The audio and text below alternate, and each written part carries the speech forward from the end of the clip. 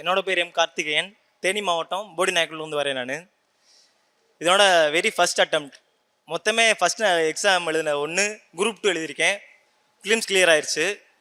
அடுத்து மெயின்ஸுக்கு வந்து கனிமுகன் சார் வராரு ஓரியன்டேஷனுக்கு, எப்படி மெயின்ஸ் படிக்குது அப்படின்னு. எல்லோரும் கேட்குறோம், சார் இப்படி குரூப் 2 மெயின்ஸ் கிளியர் ஆயிரும் அப்படின்னு தெரிஞ்சு போச்சு, ஆனாலும் குரூப் 4 வருது, என்ன சார் பண்ணுறது அப்படின்னு கேட்குறேன் நான். சார் சொல்கிறாரு, குரூப் 2 ஃபிலிம்ஸ் எல்லாமே நீ படிச்சிருப்ப, மெயின்ஸ் கான்ஃபிடென்ட்டாக படி, குரூப் 4 உனக்கு வந்து ஆட்டோமேட்டிக்காக கிளியர் ஆயிரும். அந்த ஒரே ஒரு வார்த்தை மட்டும் தான் சொன்னார். நான் குரூப் 4க்கு எந்த ஒரு டெஸ்ட்டுமே போடலை. எல்லாமே குரூப் 2ல் ஃபிலிம்ஸ்க்கு போட டெஸ்ட்டு மட்டும்தான். குரூப் 4 எக்ஸாம் முன்னாடி வெறும் 10 நாள் ஏற்கனவே படித்த புக்ஸை மட்டும் ரிவைஸ்மெண்ட் மட்டும்தான் போய் எழுதினேன். இந்த புது புக்கை பார்த்தாலே எனக்குலாம் ரொம்ப பயமாகவே இருக்கும். அந்த புக்கை பார்த்து அங்கிட்டு இங்கிட்டு கோடு கிழிச்சு பாதி புக்கு கிழிஞ்சு எடுத்து வச்சுருந்தா அந்த புக்கு பார்க்கவே நமக்கு பிடிக்கும். புது புக்கை யாராச்சும் கொண்டு வந்தாலே அந்த பக்கத்திலே போக மாட்டேன். பல பேர் வச்சுருப்பாங்க புது புது புக்காகவும், அந்த பக்கமே போக மாட்டேன். மொத்தமே சோர்ஸ் வந்து ரொம்ப ரொம்ப கம்மியாக வச்சுப்பேன். குவாலிட்டினா வெறும் A3 அந்த மாதிரி. அதாவது நம்ம சிலபஸ் படி எந்த சப்ஜெக்ட்டுக்கு வெயிட்டேஜ் கொடுத்து படிக்கணும், எந்த சப்ஜெக்ட்டுக்கு கம்மியாக படிக்கணும், அதை தெரிஞ்சு நம்ம படிக்கணும். இப்போ குரூப் 4 பொறுத்த வரைக்கும் தமிழில் வந்து 100 மார்க்கு எக்ஸ்ட்ரா தமிழ் சோசியலேருந்து கேட்பாங்க. ஆனால் பசங்கள்கிட்ட கேட்டால் எந்த சப்ஜெக்டில் வீக்காக இருக்குது அப்படின்னு கேட்டால் எனக்கு தமிழே வரமாட்டேங்குதுரா அப்படின்னு சொல்லுவாங்க. ஆனால் வெயிட்டேஜ் என்ன இருக்குது, இதுலேருந்து ஒரு 115 மார்க்குக்கு நம்ம தமிழ் படித்தா மட்டுமே எழுதிடலாம். இப்போ வரைக்குமே திருக்குறள் வந்து ஒரு 10 கேள்வி எல்லா எக்ஸாம்லையும் கேட்குறாங்க. ஆனால் யாருமே திருக்குறளே படிக்க மாட்டோம். திருக்குறள் இப்போ வரைக்கும் யாருமே, நான் பார்க்குற ஆள் தான் சொல்லுவேன், டெய்லி 10 திருக்குறள் படிங்க அப்படின்னு சொல்லிட்டு. ஒரே நாளில் 100 திருக்குறள் யாராலையுமே படிக்க முடியாது. டெய்லி 10 திருக்குறள் படித்து மனப்பாடமாக வச்சுக்கிட்டாதான் எந்த எக்ஸாமுமே இப்போ எழுத முடியும். ஒரு டைம் நம்ம திருக்குறள் படித்து பழகிட்டோம்னா அந்த திருக்குறள் வந்து லைஃபுக்கும் சரி எக்ஸாமுக்கும் சரி ரொம்ப ரொம்ப யூஸ்ஃபுல்லாக இருக்கும். அப்புறம் கரண்ட் அஃபேர்ஸ் எனக்கு இப்போ வரைக்கும் என்ன படிக்கிறேன்னு தெரில. ஒரு ஸ்டேஜ் வரப்போ ஒரு சார்கிட்டையும் கேட்டுக்கிட்டே இருப்பேன், கரண்ட் அஃபேர்ஸ் என்ன சார் பண்ணுறது. ஆனால் எல்லாருமே சொல்லுவாங்க நியூஸ் பேப்பர் படின்னு. இப்போ வரைக்கும் என்னால் அதை கண்டினியூஸாக ஃபாலோ பண்ணவே முடியல. கடைசி நேரத்தில் போடுவாங்க, 4-5 ஸ்லைடு இருக்கும், PDF மந்த்லி PDF இருக்கும், அதை உட்காந்து படிச்சுட்டு போய் எழுதுவோம். ஆனால் நம்ம படித்த எதுவுமே வரவே வராது. அப்புறம் என்னடான்னு எடுத்து பார்த்தா எல்லாமே நியூஸ் பேப்பர்லேருந்து வந்திருக்குன்னு சொல்லுவாங்க. இப்போ உட்காந்து நியூஸ் பேப்பர் எல்லாமே படிச்சுக்கிட்டு இருக்கேன். குரூப் 2 மெயின்ஸில் இருந்து சொல்லி இப்போ அடுத்து நம்ம குரூப் 1 படிக்கிறதுனால இப்போலாம் டெய்லி காலையில் வந்து நியூஸ் பேப்பர் கண்டிப்பாக படிச்சிடுறது. அதனால் இப்போ புதுசாக அப்படின்னு என்ன சொல்கிறேன்னா, நியூஸ் பேப்பர் டெய்லி காலையில் படிக்கின்றது ரொம்ப ரொம்ப கஷ்டம். ரொம்ப ரொம்ப கஷ்டம்னா பழகாதவங்களுக்கு. நம்ம காலையில் இருந்துச்சோன்னே ஃபோனை மட்டும் தான் தேடுவோமே தவிர வாட்ஸ்அப்பில் 2 ஸ்டேட்டஸை பார்த்துட்டு இன்ஸ்டாவில் 2 போஸ்ட் போட்டு அப்படியே நம்மளோட ரொட்டீன் நோக்க ஆரம்பிச்சிருவோம். ஆனால் டெய்லி காலையில் எழுந்திரிச்சு நியூஸ் பேப்பர் படிக்கின்றது ரொம்ப ரொம்ப கஷ்டமானது இருக்குது. எல்லாருமே முடிஞ்ச வரைக்கும் அதை ஃபாலோ பண்ணுங்கள். அப்புறம் திருக்குறள் வந்து கண்டிப்பாக படிச்சிருங்க. எனக்கு ரொம்ப ரொம்ப பிடிச்ச திருக்குறள் ஒன்று இருக்குது. அதனோட எல்லா நோட்டு எல்லா புக்கிலையும் எழுதியிருப்பேன். தெய்வத்தான் ஆகாதேனும் முயற்சி தன் மெய்வர்த்த கூலி தரும் அப்படின்ற திருக்குறள் இருக்குது. அந்த திருக்குறள் வந்து என்னோட எந்த நோட் எடுத்து பார்த்தாலும் எந்த புக்கு எடுத்து பார்த்தாலும் என் பேர் எழுதியிருக்கணும் இல்லையோ மேலே அந்த திருக்குறள் எழுதியிருப்பேன். அந்த நம்மளோட முயற்சி மட்டும்தான் நம்மளோட வெற்றியை கொண்டு போகும். அப்புறம் இந்த இடத்துல நான் வந்து நிற்கிறேன்னா அதுக்கு வந்து என்னை வந்து குடும்பமாக சேர்த்தா படிக்க வச்சாங்க. எங்கள் அம்மா அப்பா ஃபீஸ் கட்டினாங்க, சரி ஓகே. நான் குடும்பமாக அவங்க படிக்க வச்சதான் காரணம். யாருன்னா அலேக்ஸா மிஸ்தப்பா, முத்து சித்தி, அப்புறம் வந்து அஜய் தம்பி ஒருத்தர் இருக்கான். நான் போட்டு வர ட்ரெஸ்ஸுலேருந்து பேண்ட்டு ஷர்ட்டு ஸ்லிப்பர் முதற்கொண்டு எல்லாமே அவங்க கொடுத்ததுறான். வெறும் ஆளும் அறிவு மட்டும் வச்சுருந்தா இந்த இடத்துக்கு நான் வந்திருக்கேன். அப்புறம் ஃபினான்ஷியலாக நம்ம படிச்சுக்கிறப்ப ரொம்ப ரொம்ப பிரச்சனையாக இருக்கும். மற்ற எல்லாத்தையுமே டேக்கிள் பண்ணிடலாம். ஃபினான்ஷியல் ப்ராப்ளத்தை மட்டும் டேக்கிள் பண்ணுறது ரொம்ப ரொம்ப கஷ்டம். ஒரு சில விஷயத்து மூலம் 23 வயசு ஆயிடுச்சு அப்படின்றப்ப வீட்டில் போய் நம்மளால் உடனே ஒரு 1000 ரூபா கொடுங்க 2000 ரூபா கொடுங்க அப்படின்னு நம்மளால் கேட்க முடியாது. கேட்கறதுக்கு நமக்கு ரொம்ப சங்கடமாக இருக்கும். அந்த நேரத்தில் நம்ம கூட யார் பணம் ஃப்ரெண்ட்ஸ் தான் இருப்பாங்க. நம்ம காசு கேட்டாலே போட்டு விட மாட்டாங்க. ஆனால் எனக்கு ஒரு ஃப்ரெண்ட் இருந்தேன், வினோத்துன்னு சொல்லிட்டு. அவன் என்ன பண்ணுவான்னா மாதம் அவனுக்கே 15,000 தான் சம்பளம். ஆனால் எனக்கு மாதம் 2000 ரூபா போட்டு விட்டுருவான். நான் வேணாண்டான்னு சொன்னாலும் அவனுக்கு நான் ஒரு 1000 ரூபா திருப்பி பண்ணி விட்டுவேன். எனக்கு இந்த மாதம் காசு இருக்குடா 1500 ரூபா நீ வச்சுக்கடான்னு சொல்லி திருப்பி பண்ணி விட்டாலும் அவங்ககிட்ட சண்டைக்கு வருவா. நீ வச்சு பறியா, பாஸ் ஆகிட்டா நீ என்னை பார்த்துக்கிற மாட்டியா, நீ வச்சு படி, இது போதும் அப்படின்னு அந்த மாதிரி சொல்லுவேன். எல்லாமே நம்ம சுற்றி இருக்கவங்க நம்ம படிக்கிறோம் தெரிஞ்சுட்டா நம்ம சுற்றிவங்க எல்லாமே நமக்கு ரொம்ப ரொம்ப ஹெல்ப் பண்ணுவாங்க. இதை மட்டும் கூட இருக்கவங்க எப்பயுமே ஃப்ரெண்ட்ஸை மட்டும் கூட பார்த்து எங்களுக்குன்னு ஒரு டீம் இருக்குது. நம்ம டீம் வந்து இங்கே இன்ஸ்டியூட்டில் வந்தாலே எல்லாருமே கண்டிப்பாகவே தெரிஞ்சிருக்கோம். டீம் எங்கனக்குள்ள உட்காந்துருப்போம். கரெக்ஷன் கிளாஸில் வந்துட்டா மீனாக்கா தான் நாங்கள் குரூப் 4 குரூப் 2 டெஸ்ட்டு போடுறப்ப கரெக்ஷன் எடுப்பாங்க. நாங்கள் இங்கே முன்னாடி தான் உட்காந்துருப்போம். நாங்கள் ஒரு மெத்தடில் படிச்சிருப்போம். அந்த அக்கா வந்து ப்ரீஃபாக மேக்ஸில் எடுத்து போடுவாங்க. எங்களுக்கு அந்த அக்காவுக்கு சண்டையே வரும். நாங்கள் ஒன்று சொல்லுவோம், அந்த அக்கா ஒன்று சொல்லுவாங்க. அப்புறம் அரை மணி நேரம் அந்த அக்காவும் நாங்களும் கூப்பிட்டு என்னென்ன டவுட்ஸ் இருக்குது, என்னென்ன சம்ஸ் இருக்குது, நம்ம ஒரு கொஸ்டினுக்கு ஆன்சர் ஒன்று போட்டிருப்போம். ஆனால் அந்த அக்கா வந்து ஒரு ஆன்சர் ஒன்று சொல்லுவாங்க. நாங்கள் இன்னும் டிஸ்கஸ் பண்ணுவோம். வீட்டுக்கு போயிட்டு நான் என்னோட புக்கில் அக்கா நான் படித்த புக்கில் இப்படி தான்க்கா இருக்குன்னு சொல்லி எடுத்து காட்டுவேன். அந்த அக்கா வந்து சொல்லி அதுக்கப்புறம் நாங்கள் எங்களுக்குள்ளே வந்து டிஸ்கஸ் பண்ணிக்குவோம். டெஸ்ட் பேட்ச் எல்லாருமே சொல்லியிருப்பாங்க டெஸ்ட் பேட்ச். ஆனால் வந்து கரெக்ஷன் கிளாஸை உட்காந்து அட்டன் பண்ணுறது நமக்கு எல்லாருக்குமே ரொம்ப ரொம்ப கஷ்டமாக இருக்கும். ஏன்னா வந்து 2 மணி நேரம் டெஸ்ட்டு போட்டிருப்போம். அதுக்கு போட்டு 2 மணி நேரம் உள்ளே உட்காந்து டெஸ்ட்டு போடுறது ரொம்ப ரொம்ப கஷ்டம். அதுக்கப்புறம் 2 மணி நேரம் கரெக்ஷன் கிளாஸ் நடக்கும். ஆனால் அது வந்து அட்டன் பண்ணுற மைண்ட் செட் யாருக்குமே இருக்காது. என்ன காரணம்னா டெஸ்ட்லேயே நமக்கு வந்து பாதி கொஸ்டின் தெரியாது, என்ன படிச்சு வந்தாலும் பாதி கொஸ்டின் தெரியாது.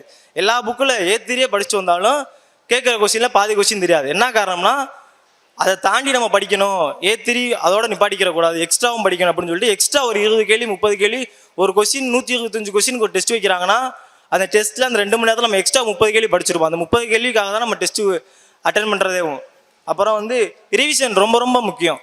என் கூட வீட்டுலாம் கேட்பேன், என்னடா ஒரு எக்ஸாம் முடிக்கும் டெய்லி நைட்டு நாங்களாம் ஃபோனில் பேசிப்போம், என்ன பேசிப்போம் எனக்கு என்ன படித்தேன் சொல்லுவோன்னப்ப கடைசி எக்ஸாம் முதல் நாள் வந்துடும். நான் ஒவ்வொரு நாள்கிட்ட ஃபோன் பண்ணி கேட்குறப்பையும் இல்லைடா இன்னும் எனக்கு பாலிட்டியில் கொஞ்சம் இருக்குது, ஐஎன்எம்மில் கொஞ்சம் இருக்குது, ஹிஸ்ட்ரியில் கொஞ்சம் இருக்குன்னு சொல்லிட்டு கடைசி எக்ஸாம் போகிற வரைக்குமே 2 புக்கு 3 புக்கு அப்படியே வச்சுருப்பாங்க. அது ரிவைஸ் பண்ணாமே போவாங்க. ஆனால் அந்த புக்கிலேருந்து கொஸ்டின் கண்டிப்பாக வந்திருக்கும். அதை ஆனால் அவங்களால அட்டன் பண்ணவே முடியாது. அதனால் எல்லாருமே ரிவிஷன் கண்டிப்பாக பண்ணிட்டு போங்க. ஒரு எக்ஸாமுக்கு வந்து ரிவிஷன் பண்ணாமல் அந்த எக்ஸாம் ஹாலுக்கு போகவே கூடாது. நம்ம எல்லாமே கம்ப்ளீட்டாக நம்ம படித்தது எல்லாத்தையும் ஒரு ஸ்லைடு பார்த்துட்டாச்சும் போனோம். அது உங்களுக்கு பயங்கரமான கான்ஃபிடென்ட்டாக இருக்கும். அங்கே போய் நீங்கள் கண்டிப்பாக அதை ஃபீல் பண்ணுவீங்க. நம்ம அந்த டேட்ஸு இயர்ஸில் ரொம்ப ரொம்ப அதிகமாக மனப்பாடம் பண்ணுற மாதிரி எனக்குலாம் அந்த நம்பரை பார்த்தாலே பிடிக்காது. ஆனால் மாதத்துலேருந்து டேட்லேருந்து இயர்லேருந்து பயங்கரமாக இருக்கும். காமராஜர் பதிலாக ஒரு டெஸ்ட்டில் கேட்டிருக்காங்க ஜூன் 15 ஜூலை 25 அந்த மணிக்கு ஜூனா ஜூலைன்றது நமக்கு பயங்கரமான சந்தேகம் வரும். இதெல்லாம் எப்போ நமக்கு எல்லாமே நிவர்த்தி ஆகும் நம்ம டெஸ்ட்டில். ஆனால் ஒரு டெஸ்ட்டில் நீங்கள் ஒரு கொஸ்டினை அந்த ஒரு 10 நிமிஷமாக யோசிச்சிருப்போம். அந்த கொஸ்டின் உங்களால் வாழ்க்கையிலே மறக்க முடியாது. அந்த கொஸ்டின் நீங்கள் கண்டிப்பாக போட்டுருந்துருப்பீங்க, தப்பாக தான் போட்டுருந்துருப்போம். ரொம்ப நேரம் யோசிச்சு கரெக்டாக தப்பாக போட்டு வர ஆள் நம்மளாம அதை கரெக்டாக போட்டுருப்போம். ஆனால் நீங்கள் இங்கே தப்பாக போட்ட கேள்வி கரெக்டாக எக்ஸாம் ஹாலில் போய் தப்பாக போட மாட்டீங்க.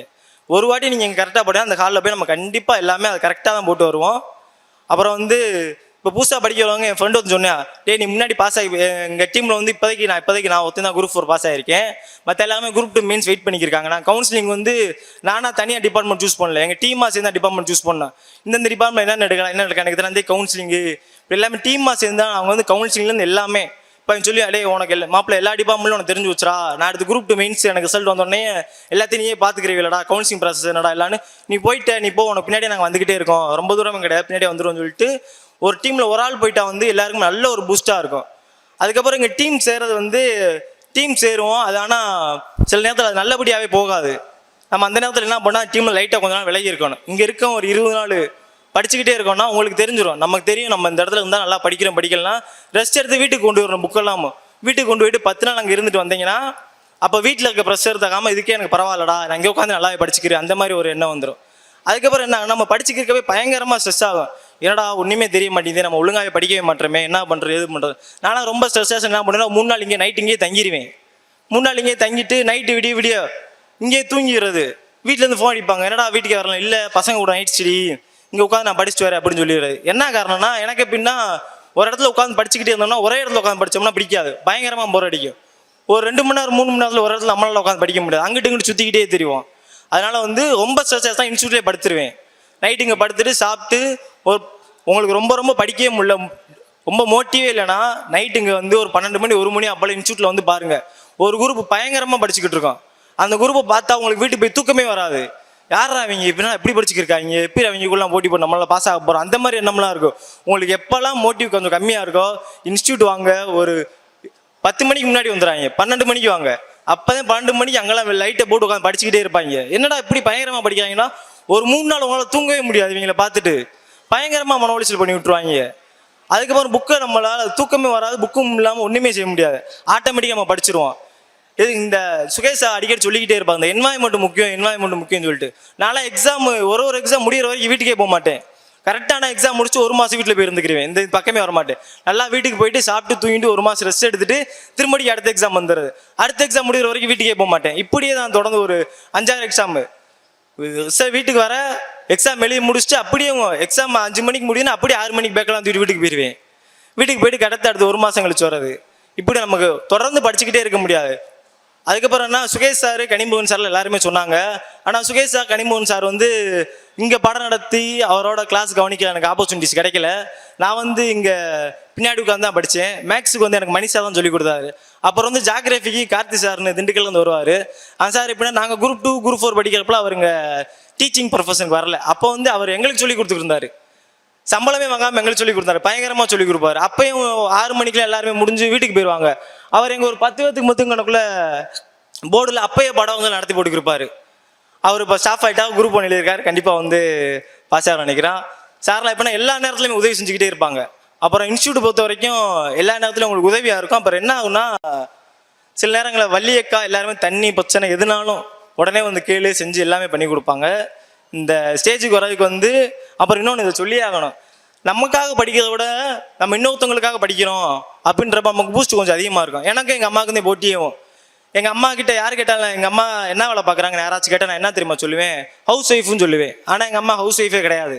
எங்கள் அம்மா என்ன வேலை பார்க்குறாங்கன்னா, ரோட்டில் நீங்கள் யாராச்சும் போகிறப்ப தலையில் ஒரு மூடையும் கையில் ஒரு துணிப்பையும் வச்சு யாராச்சும் வியாபாரம் பார்த்துட்டு போனாங்கன்னா அது என்னோட அம்மா நான் வச்சுக்கோங்க. அந்த மாதிரி தான் எங்கள் அம்மாவும் பொடியில் இப்போ வரைக்குமே மூடை தூக்கி கையில் ஒரு பேக் வச்சு தான் இப்போ வரைக்குமே எனக்கு படிக்க வச்சாங்க. எனக்கு எங்கள் அம்மாவுக்கு என்ன ஒரு போட்டினா நான் சொன்னேன், அம்மா நான் ஒரு வேலை வாங்கிட்டேன்னா நீங்கள் எனக்கு அந்த மூடையில் இறக்கிடணுமா அப்படின்னு சொல்லிட்டு எனக்கு எங்கள் அம்மாவுக்கும் போட்டி. அம்மா நான் போஸ்டிங் வாங்கிட்டேன், நீங்கள் அந்த மூடை இறக்கிடுங்க, இதுக்கப்புறம் நான் தூக்கிக்கிறேன்.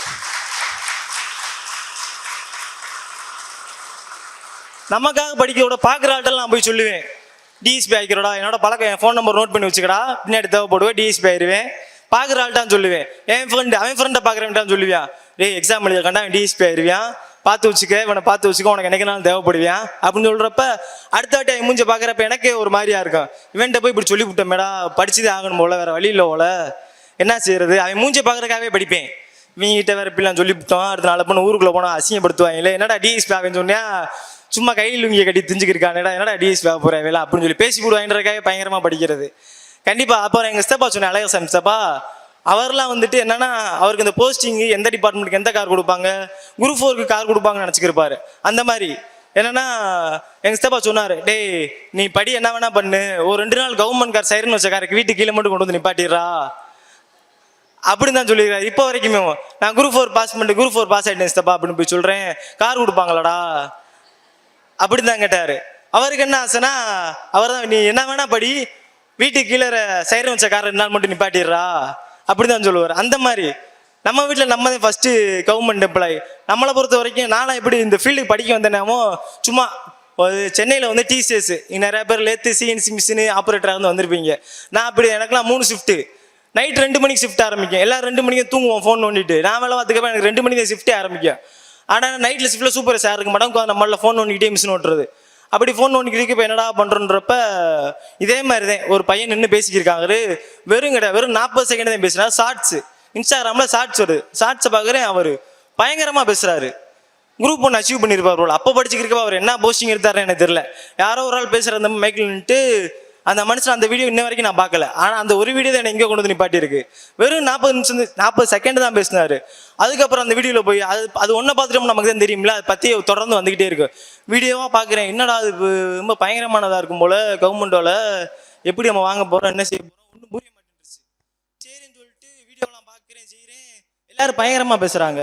பெரிய இடத்து சொல்லிதேன் போல, இதெல்லாம் நமக்கு செட் ஆகுமா என்ன ஏதுன்னு ஒன்றும் புரிய மாட்டேன்ருச்சு. சரின்னு சொல்லிட்டு சரி நம்மளும் படிப்போம், எல்லாரும் படிக்கிறாங்க நம்மளும் படிப்போம்னு சொல்லிட்டு இன்ஸ்டியூட் தேடுறேன்.